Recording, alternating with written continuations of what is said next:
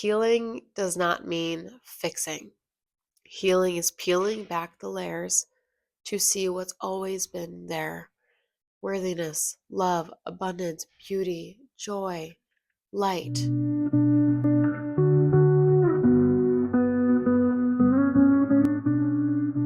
Hello, and welcome back to the channel. Thank you for being here. Today has probably been one of the heaviest days for me all week, if not in the last couple of weeks. I've been faced with a lot of doubt, a lot of feelings of inadequacy, and something that really came up for me today is recognizing that there is a part of me that wants to do, that wants to push forward, that wants to force things into place. And that is how I operated in my life for my entire life. And as I was faced with this, I felt the need to do something about it, to change it, to force it out, to push it away, to solve it, to release it, to heal it, because it was so uncomfortable. It was so uncomfortable for me to try and make peace with it. But what I didn't recognize is that I was approaching this need to do, need to push forward, need to figure things out with the same energy of pushing, trying to figure things out. So, of course, both sides had their swords out and were ready to fight.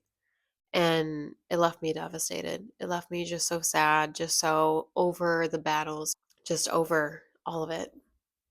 And the minute I broke down, I recognized what was happening. Healing does not mean fixing. Healing does not mean fixing. A big reason why I personally have been, so goal oriented, so focused on building a brighter future for myself, on achieving and accomplishing, is in an effort to love myself. I was never shown how to love myself as I am. Imperfections, bad days, bad decisions, shadows, and all. I was never showed that. And so to this day, despite healing for as many years as I have been, 5, 6 years now, I've recognized that a big part and motivator of why I have healed and moved forward in this direction is from a place of fix me, so I can feel okay with myself, so I can love myself.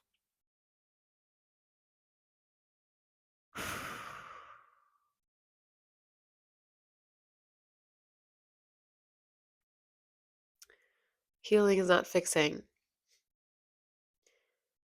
Healing is recognizing what's always been there.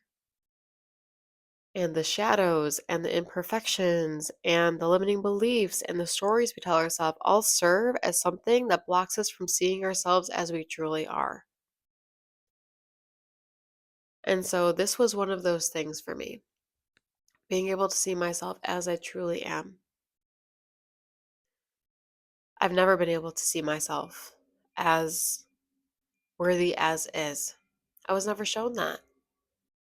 And so I'm recognizing, how can I love myself with having a bad day, with my shadow side, with all of the parts of myself I've never learned to love. How can I love them? How can I give myself what I've never been given? Love myself more deeply, to the parts of me that have been rejected by others or even by myself.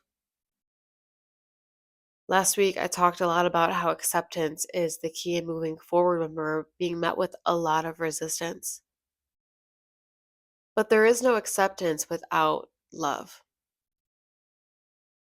There's no acceptance without love. Because if you really dislike a part of yourself, you're not going to be able to accept it. You're going to keep rejecting it. So before acceptance comes, we must find it in our hearts to love ourselves for all that we are. And it took a lot for me to even get there today. It took a lot of fighting, a lot of back and forth, and a lot of breaking down to recognize what I actually needed. There's just a little girl inside of me that just wants to be held and be told that she's okay, that she doesn't have to always work and fix herself and, keep achieving and moving. She's exhausted, she's tired, and she just wants to be appreciated and accepted for all that she is, flaws and all. Healing is not fixing. Healing is peeling back the layers to see what's always been there: worthiness, love, abundance, beauty, joy, light. You have always been these things. We have always been these things. But conditioning, other people's bad choices, we take it all on ourselves. Like it's our fault. Like it's our fault that we weren't taught how to love ourselves unconditionally. We pick up on what was modeled for us. So if other people didn't do that job for us, we have to. And that's why this work is so important. It's because we're coming back home to ourselves. And sure, I've been doing this for 5, 6 years and I have been dedicated. But today is the first day that I was open to receiving what had to be received, which is realizing that there's part of me that still wants to fix, that still thinks that I'm broken, that I'm inadequate, that is not worthy as is. It's okay to have feelings of inadequacy. It's okay to not be at 100% every day. And learning to love ourselves is a process. It's folding back those layers and those pieces that keep us from loving ourselves on that deep level that we deserve and desire. Coming back home to yourself is not an easy, linear process. It's really messy most of the time. You'll feel like you are moving forward just to be taken back 10 steps to look at something. But I don't think I can ever not be grateful for what today's lesson's really bringing through for me, which is really learning to love myself unconditionally. I always felt like I had to be on, like I had to be in a certain way. I had to feel peaceful. I had to feel inspired in order to feel okay. And today's spotlight is, how can you know you're okay and love who you are, all of who you are, exactly as you are, even on your bad days? The key to really being able to move forward is learning to love ourselves unconditionally, despite what shadow you're facing, despite what bad habits, despite what bad actions you've taken. Because the more you dislike, the more you hate something about yourself, the more often you'll have to look at it. Because all parts of us are just dying to be loved, we're just dying to be held.